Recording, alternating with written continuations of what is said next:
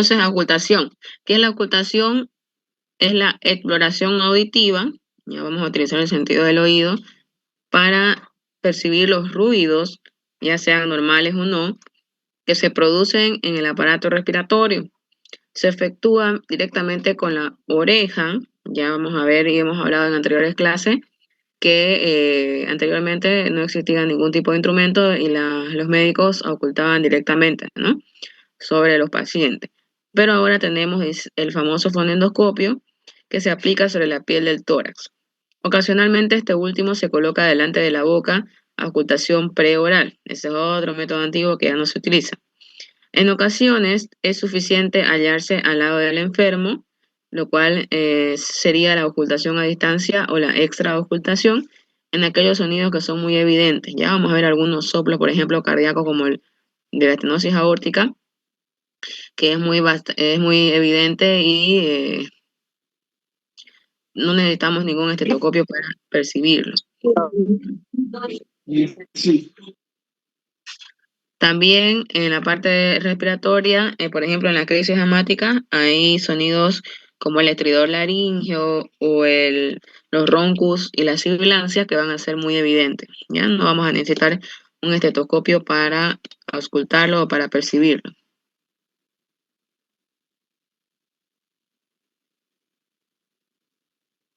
Hay requisitos para poder realizar correctamente la auscultación.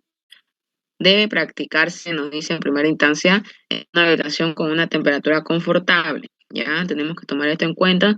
A veces estamos utilizando aire acondicionado muy frío o estamos encerrados en un lugar muy caliente, entonces tenemos que ver la temperatura adecuada para que el paciente tenga comodidad y no haya interferencia con la sudoración o algún tipo de, de incomodidad, ¿no? La luz tenue quiere decir que no hay que utilizar una luz muy fuerte y aislada de ruido. Este hay que tener bastante en cuenta.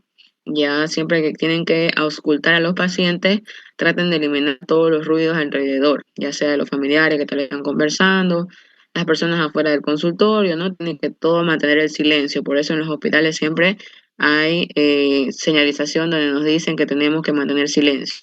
Igual ustedes cuando vayan a sus prácticas, no estén charlando fuerte o riendo o gritando algunas veces, ¿no?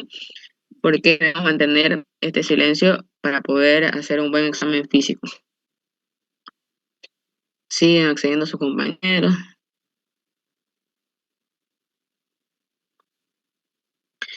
Entonces también eliminar cualquier tipo de sonido que nos distraiga la atención. Si el paciente es ambulatorio, ambulatorio quiere decir aquel paciente que solo va a una consulta externa, ¿no? No requiere internación, no requiere ningún procedimiento. A ese paciente se le va a auscultar sentado, ¿ya? Con la cabeza hay que pedir al paciente que flexione hacia adelante ligeramente, los brazos caídos pasivamente a lo largo del tronco y las palmas de las manos sobre las rodillas. Es importante para poder descubrir toda la parte posterior pulmonar y podamos auscultar correctamente. Para la región axilar y las regiones laterales debemos hacer levantar el brazo al paciente del lado que vamos a examinar y esa mano apoyarla sobre la cabeza en la palma la región parietal del otro lado, ¿no? Como les había mostrado en imágenes anteriores. Entonces pedir al paciente que levante la mano y la cruce por la cabeza y la siente sobre la región parietal contralateral.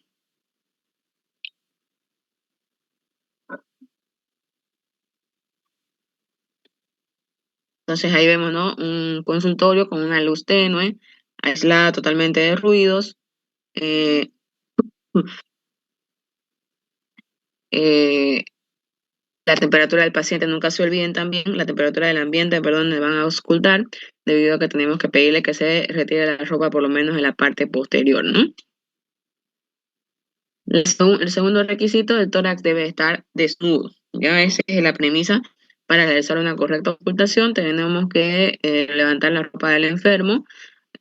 Una talla sobre el pecho mientras se ausculta el dorso evitarán, si se trata de una mujer, toda incomodidad. Entonces, hemos visto, ¿no?, que hay batas clínicas para los pacientes donde solamente hay abertura en la parte posterior, ¿no?, en la parte de la espalda, y por delante está cubierta para evitar justamente la incomodidad o el nerviosismo en las mujeres, ¿no?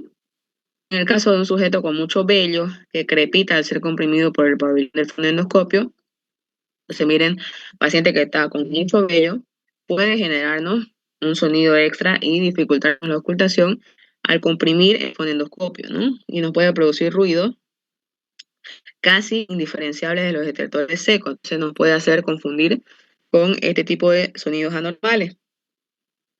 Es preciso ocultar con la campana, ya la otra parte más pequeña del esteto, o humedecer el vello con agua y comprimirlo contra la piel. Esa sería una técnica para evitar que nos genere ruidos anormales, ¿no?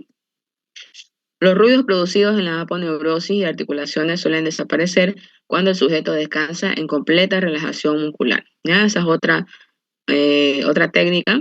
Si logramos relajar a nuestros pacientes totalmente en la camilla, vamos a poder evitar algunos ruidos que no son significativos, ¿no?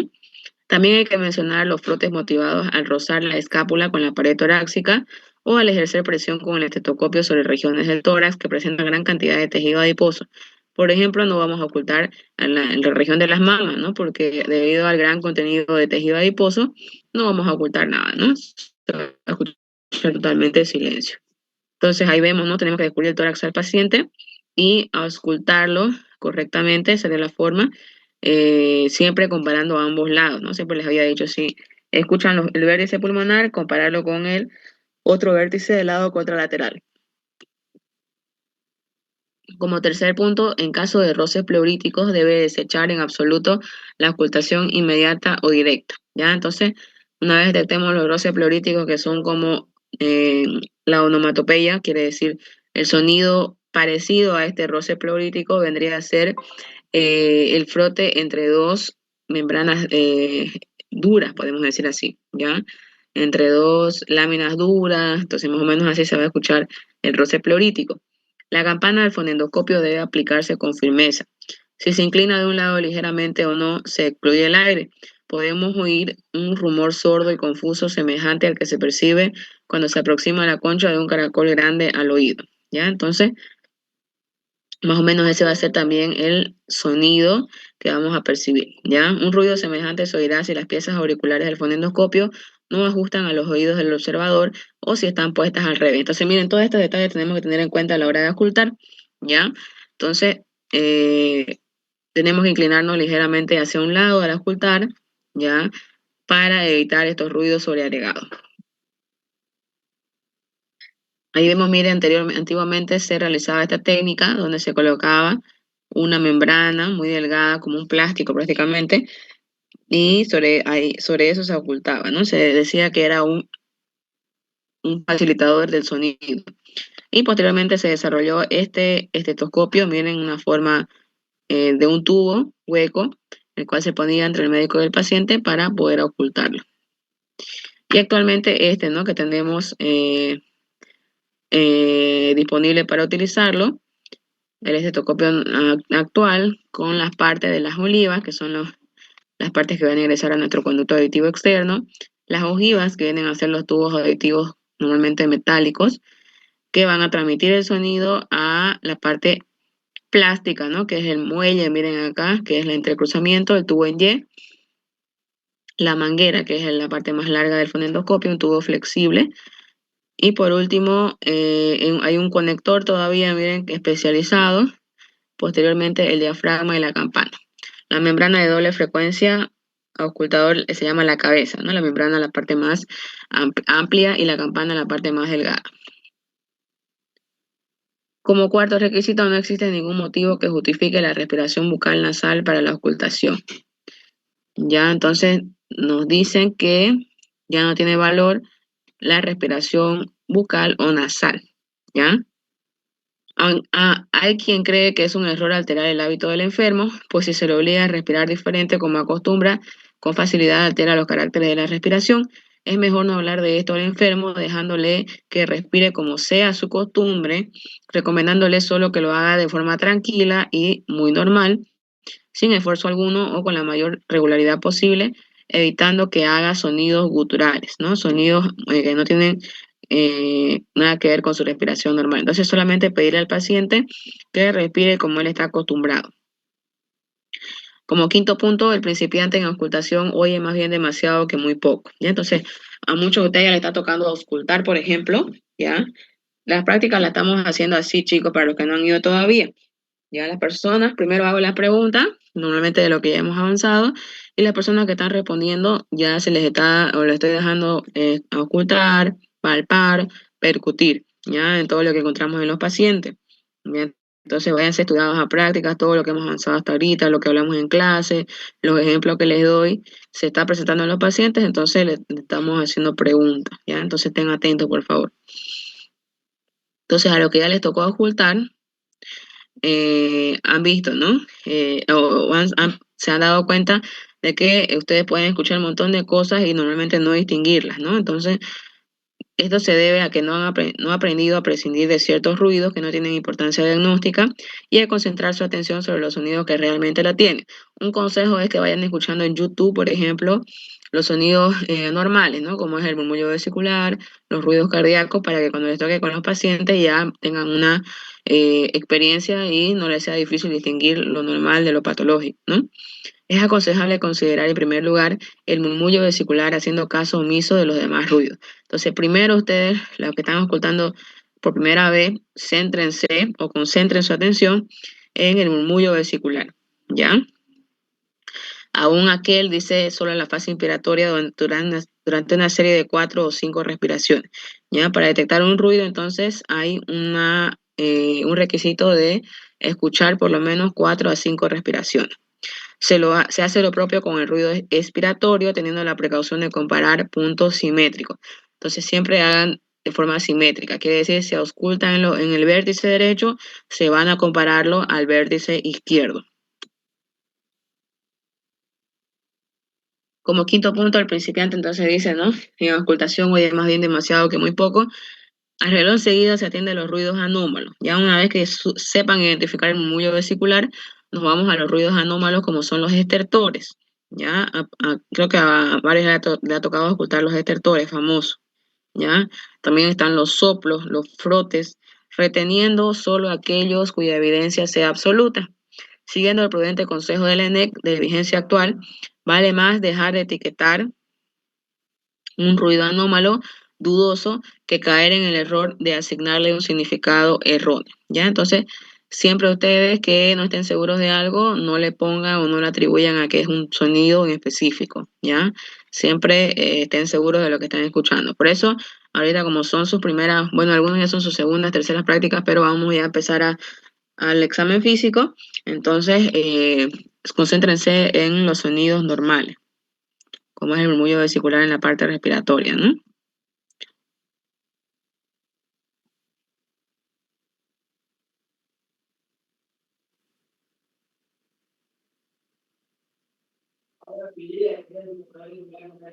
Siguen accediendo algunos compañeros. Por favor, sus micrófonos les encargo.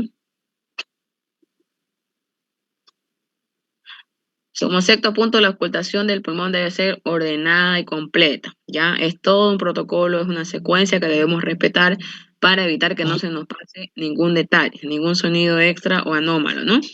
Siempre acostúmbrense a revisar al paciente desde el vértice, ya a partir del vértice y en sentido descendente, de arriba hacia abajo. Comprende primero el plano anterior y posterior, así también no se olviden de revisar el plano lateral. De esta manera evitaremos que alguna zona pulmonar escape al examen. Existen algunos puntos cuya relación topográfica con los órganos profundos les concede significado semiológico particular. Presten atención a estos puntos. El punto de ocultación del asma. En la fosa supraclavicular, en el ángulo formado por la clavícula y la cabeza medial del músculo esternocleidomastoideo, se llama el ángulo asmático. La ocultación de este punto permite con mucha frecuencia percibir sonidos asmáticos bronquiales característicos con expiración alargada en un momento en que tales sonidos ya no son audibles en cualquier otra región del tórax. Ya entonces, cuando tengan pacientes con asma, por ejemplo, ahora tenemos una paciente internada con asma, lo que les toque mañana vamos a revisar ese punto, que dice que se forma entre la clavícula y el esternocleidomastoideo, ¿ya? Entonces, es un lugar muy sensible donde normalmente se puede ocultar los ruidos típicos de asma que serían los roncos y la sibilancia, ¿ya? Y ahí vemos, ¿no? La delimitación, la parte medial de la clavícula con, dice, la cabeza medial del esternocleidomastoideo sería el punto clave para el auscultar el ángulo asmático.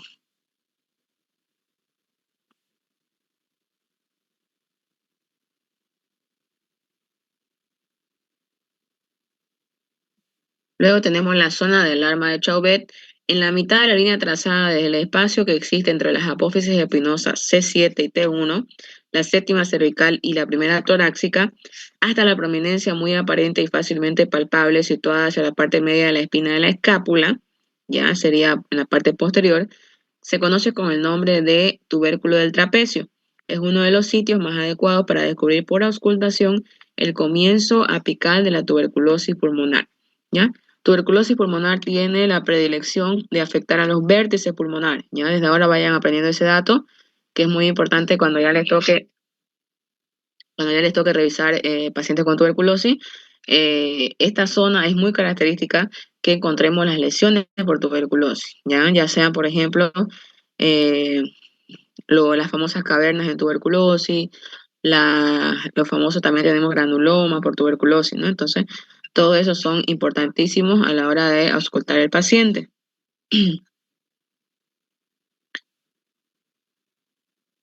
El punto iliar corresponde a la bifurcación de la tráquea, grandes bronquios y zona ganglionar del ilio, en la región escápulo-vertebral a la altura de la apófisis transversa del T3. También tenemos el punto de alarma basilar, que está inmediatamente por debajo de la escápula. Importante para el diagnóstico precoz de neumonías, bronconeumonías y corticopleuritis.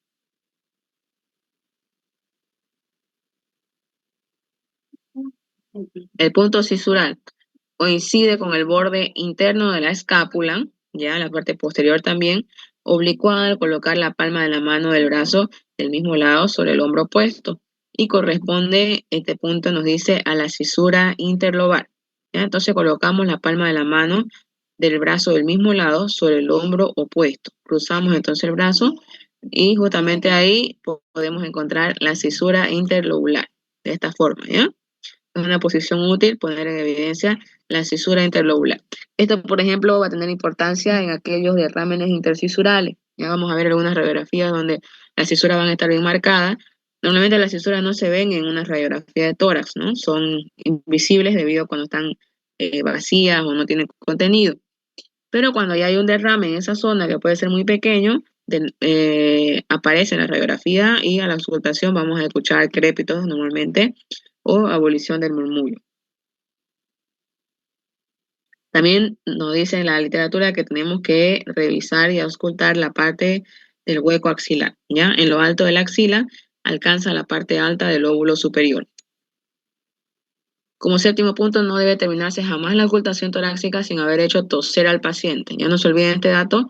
Después que terminen de auscultar todos los campos pulmonares, ya sea anterior, posterior y lateral, tenemos que hacerlo toser al paciente, ya, y la inspiración que precede a la tos y la fuerte inspiración que la sigue pueden poner de manifiesto un soplo latente, unos crujidos, un titineo metálico, o pueden hacer desaparecer al movilizar las secreciones bronquiales un ronco o unos ruidos sibilantes. Entonces esto nos va a dar una noción de que estamos frente a por ejemplo, un cuadro de secreción abundante, una expectoración intensa, ¿no? Que al movilización con la tos desaparece. Es conveniente avisar al enfermo para que en plena auscultación y una señal que ustedes pueden hacer al paciente, ensaye un golpe de tos único y seco, quiere decir una sola vez, ¿no? Que se repetirá las veces que sea necesario. Toda auscultación sin este requisito es técnicamente defectuosa, ¿no? Entonces, esto nos recomienda a los grandes semiólogos que después de haber hecho esta auscultación y haber terminado toda la secuencia, los tres planos, tenemos que a una señal del enfermo, o sea, no tenemos que hablarle, ¿no? Simplemente hacer una señal, y el enfermo ya tiene que hacer un ensayo de tos y después de eso nuevamente ocultarlo, ¿no? Otro punto es muy útil anotar gráficamente lo observado. Un buen paradigma es más demostrativo que una larga explicación. Entonces, en algunos modelos de historia clínica, por ejemplo, tenemos dibujados los pulmones, ¿ya? Y nosotros podemos ir graficando, por ejemplo, si ustedes escuchan un crépito en la base derecha, pueden dibujar un redondo. Si escuchan un roncus en el vértice izquierdo, dibujan una raya, ya, de acuerdo a lo que ustedes pueden asemejarlo, ¿no? Pueden ponerle una figura geométrica a cada sonido para después graficarlo y no olvidarse cuando tengan que revisar ese paciente. Y de esa forma va a ser mucho más fácil comparar al otro día o los otros días que ustedes lo revisen, ¿ya? Sabiendo que tienen que hacer una evolución. Ahí vemos, miren, por ejemplo, tenemos esta representación gráfica de la parte anterior del tórax. Siguiendo esta secuencia, ya ahí ustedes pueden ir graficando, ¿no? Pueden poner, por ejemplo, un ronco, dijimos una raya, si es un crépito, un redondo, ¿ya? O si quieren poner sus iniciales igual, así no se confunden, ¿no? Así sería el esquema o la secuencia del examen físico en la parte posterior, ¿ya? Bordeando el borde de las escápulas que obviamente no nos van a dejar ocultar nada. Y en la parte lateral o hueco axilar hacemos de esta forma, sabiendo cómo es la morfología torácica en la parte lateral, ¿no? Los ruidos apreciados por auscultación. Tenemos el ruido laringotraqueal o respiración bronquial de la ENEC. El soplo glótico también se conoce. Este ruido es un ruido soplante de tonalidad elevada que se percibe tanto durante la inspiración como en toda la expiración, ¿ya? A nivel de la laringe, la tráquea y el esternón. El famoso murmullo vesicular es lo más fisiológico que van a escuchar. Se percibe en todas las partes del pulmón, en las que el pulmón está en contacto con la pared torácica y con máxima pureza en las axilas. ¿Ya? Se dice que en las axilas es el lugar donde el pulmón está mucho más en contacto con la piel, ¿no? La caja torácica. Debajo de las clavículas de la misma forma y en las regiones infraclaviculares. Es como un soplo suave que podría reproducirse inspirando primero y expirando después suavemente por la boca, habiendo dispuesto los labios como para pronunciar la B, ¿no? La B, más o menos así le van a decir al paciente que ponga o que haga esa pronunciación. Entonces dice, el murmullo vesicular es esencialmente un ruido inspiratorio, continuo, ligero, dulce, suave y puro, tal cual lo describen, ¿no? De una percepción agradable y ligeramente musical. Es más bien un soplo, pero de un tono fijo. Resulta de la suma de los ruidos elementales producidos por el aire al ser aspirado por millones de alvéolos bruscamente distendidos en la inspiración. Es, por tanto, un ruido alveolar, ¿ya? Netamente de los alvéolos. El ruido de la fase expiratoria, debido al paso del aire por los tubos bronquiales, es también continuo, pero menos intenso, y de un tono más bajo que el murmullo inspiratorio. Solo es audible al principio de la expiración. El murmullo vesicular también tiene cualidades, ¿ya? Por ejemplo, la primera sería la intensidad. La intensidad guarda relación habiendo cuenta que el pulmón es un instrumento de viento con la velocidad con la que circula el aire, que a su vez depende de la mayor o menor amplitud de los movimientos respiratorios y con las condiciones de transmisión de la pared torácica. También tenemos el timbre, depende de la naturaleza de las partes vibrantes y de las condiciones de resonancia y de transmisión del oído. Como tercera cualidad tenemos el tono. El tono del ruido inspiratorio es más alto que el del ruido expiratorio. La inspiración da un re en la cuerda libre del violín. Ya si ustedes comparan la cuerda de un violín, sale en tonalidad re, y en la expiración el do bemol. Ya para los que tocan guitarra o algún tipo de instrumento pueden comparar.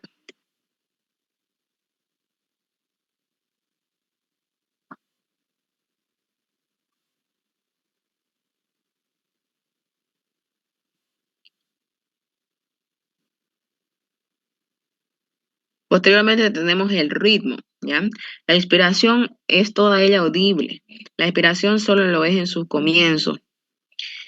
Esto motiva un silencio de cierta duración entre el final de la expiración y el comienzo del murmullo vesicular que le sigue, ¿ya? Entonces, más o menos esas características van a marcar el ritmo del murmullo vesicular.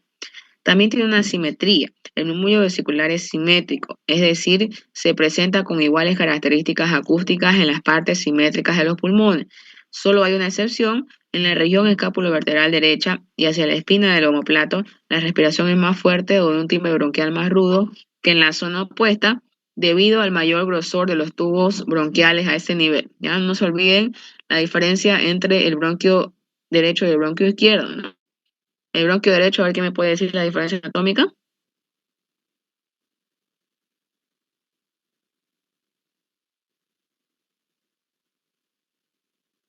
¿Se acuerda de diferencias anatómicas entre el bronquio derecho y el bronquio izquierdo? Es más vertical el derecho. Más Y vertical, ¿qué más? delgado. Delgado, ¿qué dicen los demás? Está bien, y más largo. A ver, los anatomistas que se acuerden.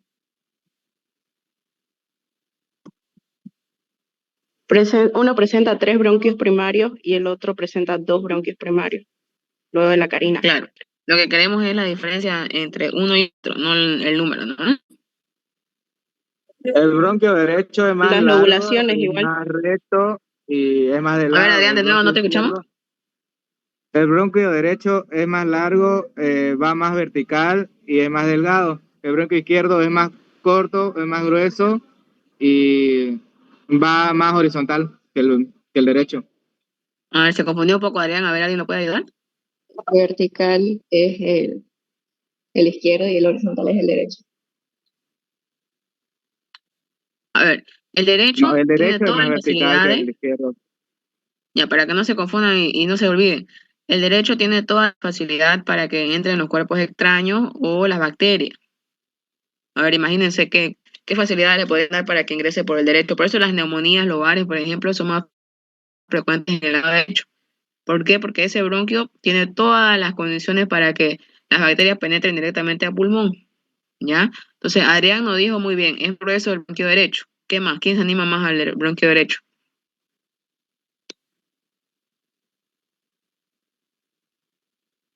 Es más grueso. ¿Qué más? Es más corto, quiere decir que la bacteria no tiene que atravesar mucho, mucha superficie y es más vertical el derecho, ¿ya?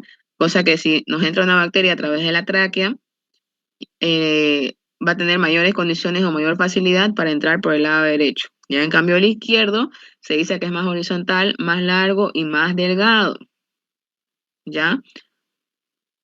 ¿No se van a olvidar eso?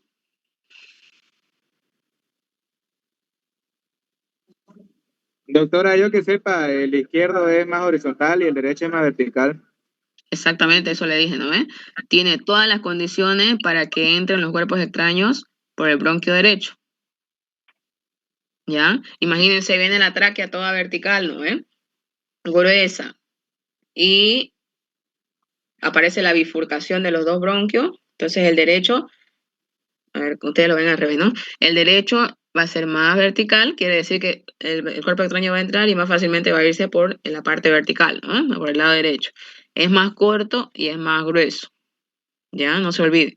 En cambio, para que vaya al izquierdo tiene toda la contraria, todas las dificultades.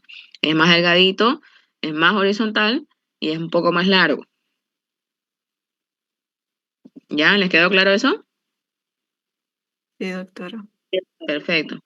Entonces, ese sería el lugar especial donde podríamos tener una diferencia en el murmullo vesicular, ¿no? La respiración broncovesicular. Esta no acostumbramos a ocultarla, pero de todos modos tenemos que saberla, ¿no? Resulta de la superposición en determinadas zonas del pulmón del ruido laringotraqueal y del murmullo vesicular, ¿ya? Participa de las características de ambos, siendo su intensidad intermedia y su fase expiratoria más larga, intensa y aguda que la correspondiente a la respiración vesicular. Se oye en la región infraclavicular derecha, tomen atención, donde se va a interponer, dice, ¿no? Articulaciones esternoclaviculares y el espacio escapulovertebral, en especial del lado derecho y a nivel de la bifurcación traqueal y en el vértice derecho por efecto del calibre del bronquio correspondiente, ¿no? Entonces, como mencionamos, el bronquio derecho es más grueso, por lo cual se va a auscultar más fácil acá en esta zona. La ocultación en patología respiratoria, ya entramos en la parte patológica.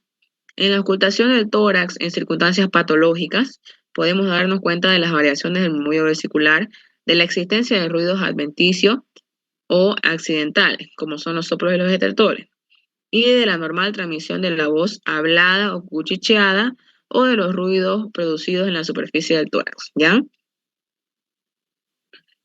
Los ruidos respiratorios pueden alterarse en uno o en varios caracteres, recibiendo en cada caso una denominación distinta.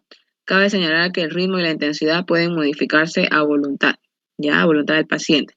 Por eso se debe pedir al enfermo que respire normalmente, ¿ya? Entonces no se olviden a la hora de ocultar, no hay personas que se ponen nerviosas, que tratan de meter más aire, de hacerlo más fuerte para que supuestamente escuchemos mejor, pero lo mejor ya hemos visto que tenemos que decirle que respire como él está acostumbrado, ¿ya? Como si él estuviera haciendo otra actividad, como si estuviera mirando tele, estuviera charlando, ¿ya? O estuviera haciendo cualquier otra actividad. La tonalidad, el timbre y la simetría que veíamos que eran las cualidades del murmullo vesicular son fijos e independientes de la voluntad y todas sus modificaciones son siempre patológicas, ¿ya? Tomen en cuenta esos aspectos. Alteraciones de su intensidad, vamos a ir analizando. ¿Cuándo vamos a ocultar un murmullo vesicular más intenso? En ambos pulmones, en las líneas centrógenas, cuando es localizado, señala las zonas pulmonares de suplencia funcional o llamada respiración suplementaria. ¿Ya? Quiere decir, por ejemplo, que una zona del pulmón está mal, ¿ya? O está con alguna patología, y la otra zona tiene que esforzarse más para cubrir esa necesidad de la zona lastimada, ¿ya? Entonces, se llama suplencia funcional. Y siendo signo indirecto y cierto de una lesión que puede radicar en el mismo pulmón o en el pulmón opuesto. Ya pasa, por ejemplo, que algunos pacientes sufren de una lesión por tuberculosis en un lado del pulmón y vamos a ver después, por ejemplo, hay una patología que se llama síndrome del pulmón destruido, en el cual el paciente se queda prácticamente sin un pulmón, ¿ya? ¿Por qué? Porque no hacen un tratamiento adecuado, hicieron una resistencia a los fármacos antituberculosos, entonces el bacilo de la tuberculosis avanza y va destruyendo lo que es el parénquima pulmonar, ¿ya? Y vamos a ver totalmente distorsionada la anatomía del pulmón, y el otro pulmón sano aumenta de volumen, de tamaño, y trata de compensar la falta del pulmón enfermo. Se llama también pulmón vicariante, ¿ya? No se olviden, pulmón vicariante, aquel pulmón que trata de reemplazar la función de un pulmón destruido, ¿ya? Vamos a ver los pacientes alguna vez en el hospital hemos tenido con síndrome de pulmón destruido, se llama. ¿En qué situaciones vamos a ver disminución o abolición del murmullo? Señala en todos aquellos casos en que se encuentra alterada su normal producción o transmisión, ¿ya? Pues entonces, ¿cuándo lo vamos a escuchar disminuido o abolido? ¿Qué significa abolido? Ausente, silencio total, ¿ya? Los que no sabían, y a veces en el hospital los residentes y los internos van presentando los casos, y yo sé que algunos todavía no manejan muchos términos semiológicos que pueden preguntar, ¿ya? Se notan ese rato y después cuando ya estemos en la fase de preguntas o de comentarios ya me preguntan, ¿qué significa esta palabra, doctora? Están en su derecho de preguntar, ¿ya? Entonces, abolición, no se olviden, significa ausencia o que no se escucha nada del murmullo vesicular, ¿ya? Entonces, en la insuficiencia respiratoria nasal, por ejemplo, por adenoides, que son los ganglios linfáticos de esa zona, o por pólipos nasales, en ambos pulmones o preferentemente en el vértice derecho, por ocupación, agostamiento o destrucción del alveolo, con disminución o abolición de su función, puede ser una neumonía, una bronconeumonía, por esclerosis, neumoconiosis o caverna. Como tercera opción tenemos por el aumento del obstáculo que se encuentra normalmente entre el pulmón y el oído, representado por la pared torácica y la pleura. Ya pueden haber adherencias pleurales, por ejemplo, en el caso de algunas infecciones crónicas pulmonares, como EPO, como tuberculosis también, ¿no? También en los derrámenes pleurales y en el neumotórax. También por una menor velocidad del área alveolar, ya sea por enfisema, por inamovilidad de un hemitórax a causa del dolor, por deformidades anatómicas o por obliteración de un bronquio, ¿no? Puede ser por un cuerpo extraño. También alteraciones en su timbre, consideramos la respiración ruda. Si el ruido pierde su carácter suave y dulce, como dicen, ¿no? Y toma un timbre seco, áspero y granuloso, aparece este tipo de respiración. Puede ser por una congestión ligera del alveolo o de una irregularidad en la mucosa de los bronquiolos, que se encuentran parcialmente cerrados o abollados por la compresión de pequeñas formaciones inflamatorias, ¿ya? En este caso pueden haber, por ejemplo, secreciones intraalveolares, ¿ya? Desarrolladas por el tejido pulmonar circundante. Señala precozmente una lesión congestiva o inflamatoria del aparato alveolo-bronquial. Alteraciones de su tono. Tenemos la respiración grave o baja, tiene escaso valor diagnóstico, no obstante se encuentran al final de las bronquitis o al principio de la tuberculosis. Su causa reside en la tumefacción de la mucosa bronquial o del endotelio alveolar. La entrada del aire se hace a menor velocidad, lo que da un ruido de tono bajo. Luego tenemos la respiración aguda alta, marca la transmisión entre la respiración normal y el soplo. Se manifiesta al principio sobre la fase expiratoria, que se prolonga y aumenta de tono, el cual iguala y aún supera el del ruido inspiratorio, adquiriendo un carácter soplante que indica la condensación pulmonar, ¿ya? Ahora ya les he mostrado cómo es una condensación pulmonar, es cuando en una radiografía podemos ver todo un lóbulo pulmonar afectado, ¿ya? Vamos a ver radiopaco, todo un lóbulo, ¿no? Normalmente el más afectado es el lóbulo superior derecho, también tenemos el medio derecho o el inferior derecho, ¿ya? Y normalmente cuando tenemos neumonías lobares, quiere decir que afectan todo un lóbulo, el causante va a ser el estreptococo neumoniae, ¿ya? No se olviden de eso.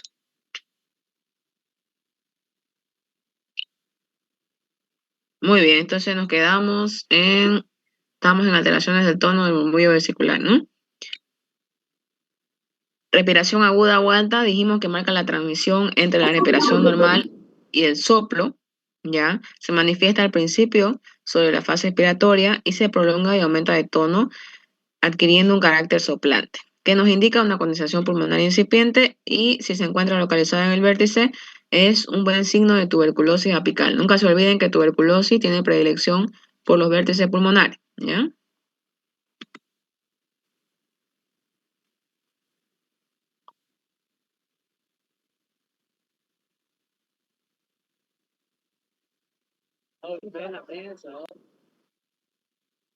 Alteraciones del ritmo. Pueden señalarse en la duración relativa de cada uno de los dos tiempos de la respiración, una inspiración acortada, una inspiración alargada o una respiración continua, o también en su continuidad, como sería la respiración a sacudidas o en rueda dentada.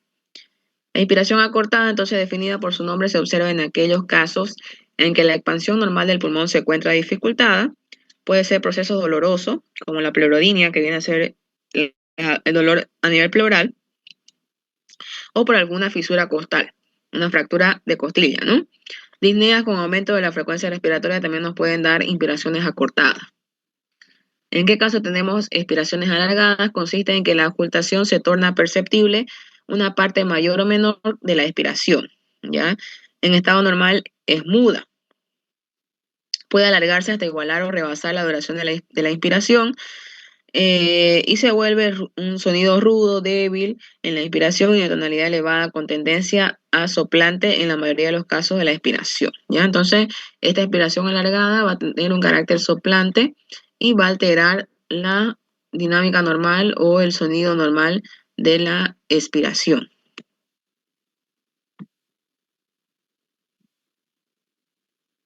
¿Cuándo vamos a encontrar expiración alargada? Por ejemplo, en caso de enfisema pulmonar, grandes zonas o en todo el tórax por rarefacción y esclerosis de la trama conjuntivo elástica interalveolar. Ya en este tipo de patologías hay alteraciones del tejido conjuntivo interalveolar, ¿ya? Se acompaña de un murmullo vesicular débil y rudo. En una tuberculosis incipiente suele localizarse en el vértice, como dijimos, coincide con la disminución del sonido de percusión. Cuando la percusión urinaria no se encuentra su matidez, si se busca por transresonancia, no falta casi nunca. Esto indica que la expiración alargada obedece en estos casos a condensación del parénquima. También en casos de asma bronquial, por espasmo bronquiolar que dificulta la salida del aire. En la obstrucción bronquial parcial y a nivel de la región correspondiente, persiste el rumor expiratorio después de una expiración forzada. Luego tenemos la respiración continua, se observa cuando la expiración se alarga tanto que llega a juntarse con la inspiración siguiente. La pausa silencio que normalmente sigue a la expiración desaparece y se oye siempre un ruido respiratorio. La intensidad presenta ligeras ondulaciones. En algunos enfermos el carácter de la respiración continua no cambia si hacen una respiración profunda. En otros, al forzar la respiración, el ruido respiratorio se torna ligeramente traqueoglótico. Quiere decir que es como que estuviéramos respirando con la parte traqueal, ¿no? Un poco más agudo. Consiste la respiración a sacudidas. Ya también nos ha tocado este tipo de pacientes. Es la inspiración y a veces con mucha menor frecuencia la expiración. En lugar de verificarse en un solo tiempo con una perfecta continuidad, se realiza en varios tiempos, de 2 a 5 tiempos, miren, separados por cortas interrupciones. El punto en que mejor se aprecia esto es en la fosa infraclavicular, ya debido a que en este lugar hemos visto que el pulmón está más en contacto con la caja torácica. Desaparece a menudo en las respiraciones profundas. Luego tenemos la respiración en rueda dentada, es aquella en que las interrupciones se suceden de manera regular y se atribuye la misma causa que la anterior. Muy bien, eso sería todo nuestro tema de hoy. Auscultación, ¿ya? Entonces, ahorita les pido que se concentren en lo que es murmullo vesicular, ¿ya? Tienen que dominar, escuchen por favor en los videos de YouTube, si pueden descargarse sonidos también en su celular para que estén escuchando todo el tiempo, si pueden escucharlo con audífonos igual, ya es una forma de practicar y de que tengan práctica y no les cueste después a la hora de escuchar a un paciente el poder distinguir estos sonidos, ¿ya? Entonces les encargo, repasen para cuando yo les toque que yo les dé el paciente para que oculten, no les sea difícil, ¿ya? Lo que más tenemos en los pacientes, por ejemplo, en la práctica diaria, es los detectores crepitantes que vamos a ir viendo después cuando hay un proceso infeccioso. También tenemos los famosos roncos y sibilancias en las patologías obstructivas, ¿no? Como asma bronquial, como EPOC, como enfisema pulmonar, ¿ya? Y también tenemos abolición del murmullo. Ya han visto que tenemos bastantes pacientes renales. Entonces, los pacientes renales normalmente cursan con derrame pleural, ¿ya? Y el derrame pleural es una de las principales causas de abolición del murmullo, ¿ya? ¿Por qué? Porque el parénquima pulmonar es desplazado y es ocupado por líquido, ¿no? Por líquido pleural en exceso. Entonces, no vamos a poder escuchar este murmullo, ¿ya? Entonces, ya saben, cuando los residentes presenten abolición del murmullo vesicular, saben que es porque no han ocultado el murmullo, ¿no? Porque está ausente. ¿Ya? ¿Tienen algún comentario, alguna duda, chicos? Los escucho.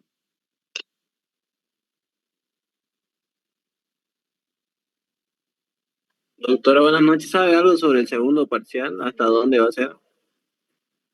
Nietzsche, no hemos terminado ni el primero, ya estás pensando en el segundo, Michael. Claro, es que hay que ir preparando el segundo.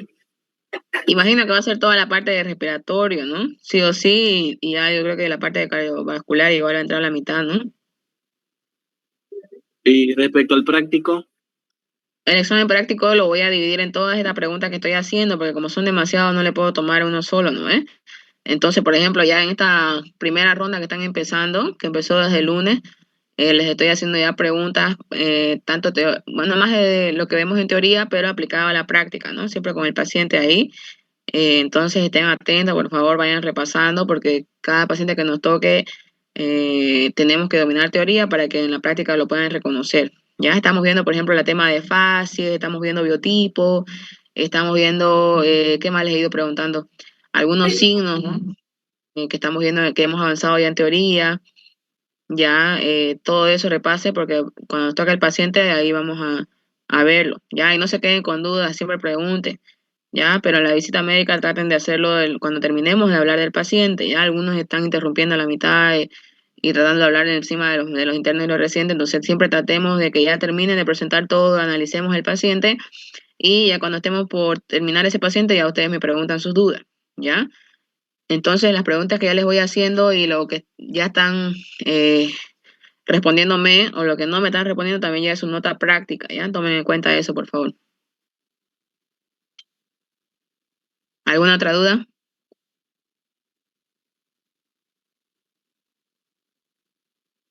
Ninguna. Entonces, chicos, nos vemos el próximo lunes. Yo creo que ya en la universidad, porque ya no va a haber más eventos. Y en la práctica mañana con los que les toca, ¿ya?